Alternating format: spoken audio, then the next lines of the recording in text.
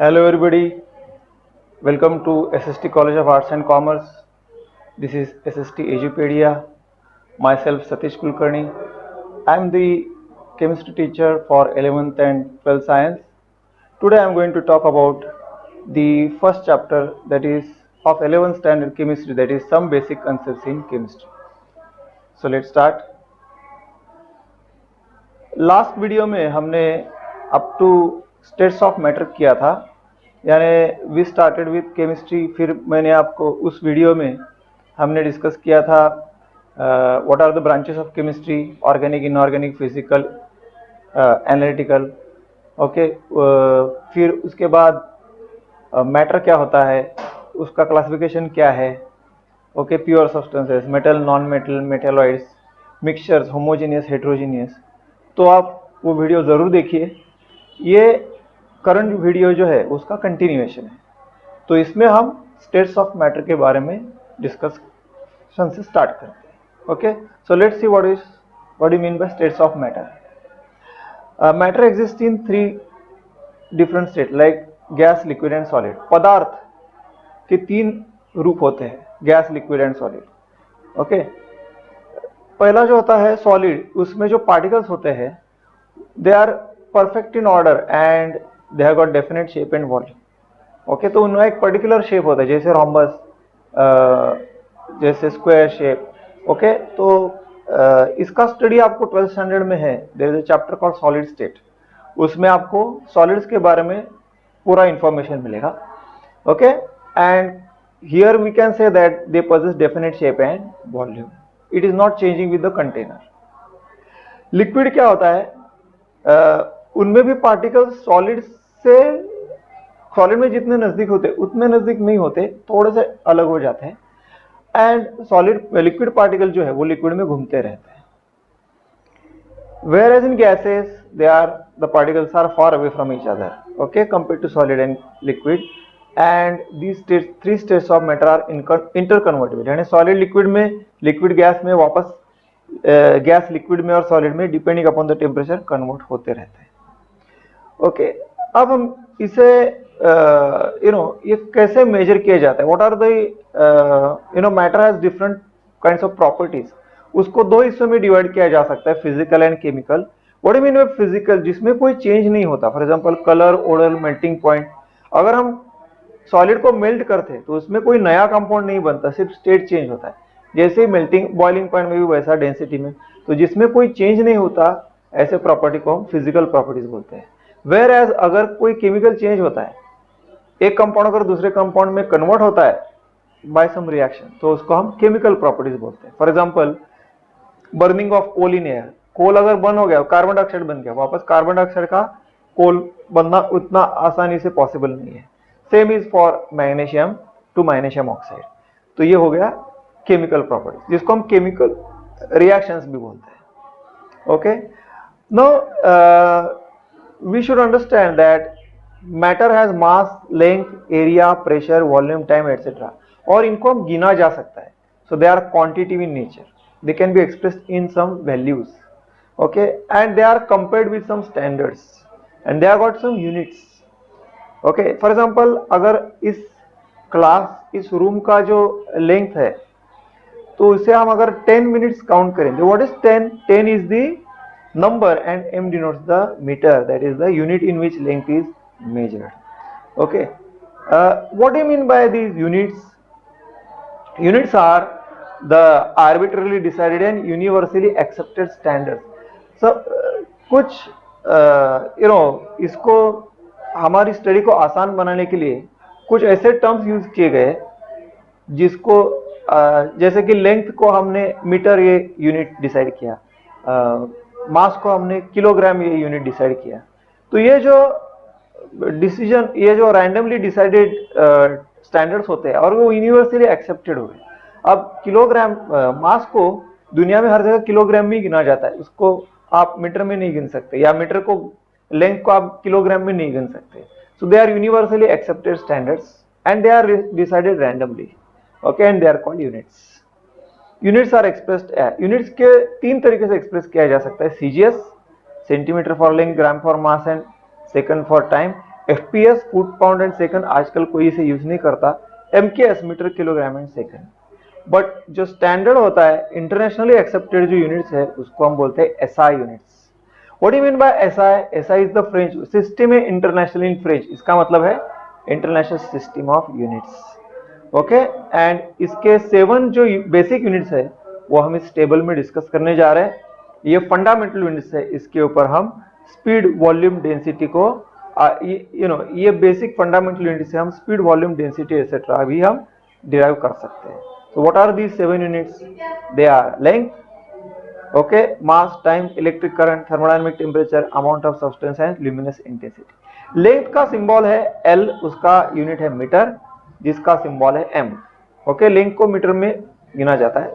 Mass is expressed in kilogram kg, time is expressed in second s, electric current capital I, it is units is ampere, it is expressed, it is unit is capital A. Thermodynamic temperature degree Celsius में नहीं होता, standard it is expressed in Kelvin K. Amount of substance chemistry में amount of substance ग्राम में kilogram में नहीं, moles में उसको express किया जाता है। Intensity of light is expressed in candela, that is CD. Okay, now ये जो यूनिट्स है अभी हम इसको वन बाय वन देखेंगे। आपने कभी कभी मास एंड वेट को सिनोनिमसली यूज करते देखा, यानी mass of the substances, mass of sodium chloride is 10 ग्राम, कभी कभी हम उसको weight of sodium chloride is 10 ग्राम, लेकिन ऐसा नहीं होता है। मास एंड वेट में थोड़ा सा डिफरेंस है। What is the difference?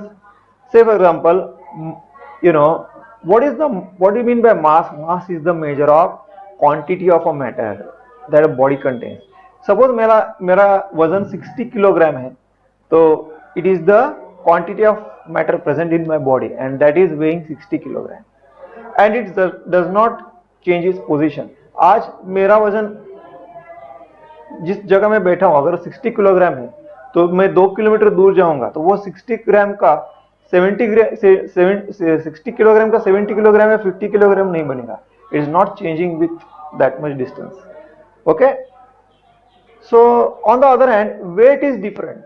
Wait को मास से थोड़ा सा अलग उसका मीनिंग अलग होता है, because while calculating weight we have to consider the gravitational attraction. Okay, so for example अगर एक सब्सटेंस का वजन अर्थ पे 10 किलोग्राम है, तो उसका वजन मून पे उतना नहीं रहेगा, it will be less. Jupiter पे उससे ज्यादा होगा। So that is your weight. So weight is the mass and gravitational attraction both are taken into consideration. Mass is mass, उसमें ग्रेविटेशनल अट्रैक्शन को कंसिडर नहीं किया जाता। Okay, and on earth also the weight of the body is different at different position. At the centre of the earth उसका एक substance का weight अलग होगा, eight away from the centre of the earth उसका distance, उसका वजन अलग हो सकता है। So weight is the one which is having mass as well as gravitational attraction. So weight vary होता रहता है, but mass vary होता नहीं होता है। So mass is supposed to be the fundamental property than weight. Mass of the body is the fundamental property. It is a better way to express the rather than weight.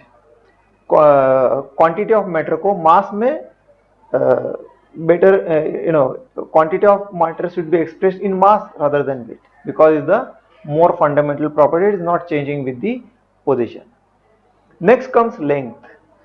Length chemistry में use किया जाता है to measure atomic radius, bond length, wavelength of electromagnetic radiation जैसे light and so on. But ये units इतने छोटे होते हैं, they are very small, so they are expressed in fractional units. For example, bond length of a particular molecule is nanometer, picometer. Okay, ऐसा। तो what do you mean by nanometer? 1 nanometer is 10⁻⁹ metre, यानी आप बोल सकते हो 1 metre का 100 croreth fraction is 1 nanometer. Picometre तो उससे भी कम हो गया, and it can be measured with the help of sophisticated instruments.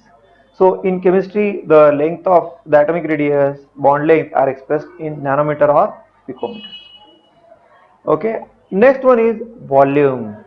It is the amount of space occupied by three dimensional object. एक पर्टिकुलर ऑब्जेक्ट किसी जगह पे रखने पे कितना वो एरिया, कितना वो स्पेस ऑक्यूपाई करता है, that is nothing but the volume of that substance. It is not, doesn't depend upon the shape. Okay, commonly used unit of volume is litre, लेकिन वो ऐसा यूनिट नहीं है, वो कन्वीनियंट यूनिट है बट ऐसा यूनिट नहीं है। Okay, what do you mean by 1 liter? 1 liter is equal to what? 1 liter is equal to 1 decimeter cube or 1000 ml or 1000 centimeter cube. Then what is the SI unit? What do you mean by 1000 centimeter cube? It is 10 centimeter into 10 centimeter into 10 centimeter. That is what is volume actually? Length, breadth and height. तो अगर किसी object का length 10 centimetre है, bread भी 10 centimetre है और height भी 10 centimetre है, तो उस ऑब्जेक्ट का वॉल्यूम हो गया 100 centimetre cube. Okay, but the SI unit of volume is metre cube, that is m cube. Okay, that is the standard unit. Then comes density. Okay, then comes density. What is density? It is mass upon volume. Okay, it is calculated by dividing mass upon volume. It is a characteristic property of a substance. तो density, mass, volume, इससे क्या होता है, आपको उस substance का पूरा knowledge मिल जाता है and it is easy for the further study of that substance, especially in gases. What is the SI unit of density? It is the ratio of SI unit of mass to SI unit of volume, because density is mass upon volume. What is SI unit of mass? Kilogram. What is SI unit of volume? Meter cube. Then what is the SI unit of density? Kilogram per meter cube or kg per meter cube. Okay, this is the SI unit of density. But convenient unit क्या है उसका? That is CGS unit. Kilogram और metre तो बहुत बड़े हो जाते हैं. Simple to calculate on laboratory scale is gram per ml or gram divided by ml या gram per ml और gram per centimeter cube. ये convenient unit है, okay, on laboratory scale. Then comes temperature, is the measure of hotness or coldness of a body. यानी एक particular substance कितना ठंडा है, कितना गर्म है, ये मेजर करने, ये जिसमें मेजर किया जाता है उसको टेम्परेचर बोला जाता है. There are three units of temperature, three scales of temperature, that is degree Celsius, degree Fahrenheit and Kelvin.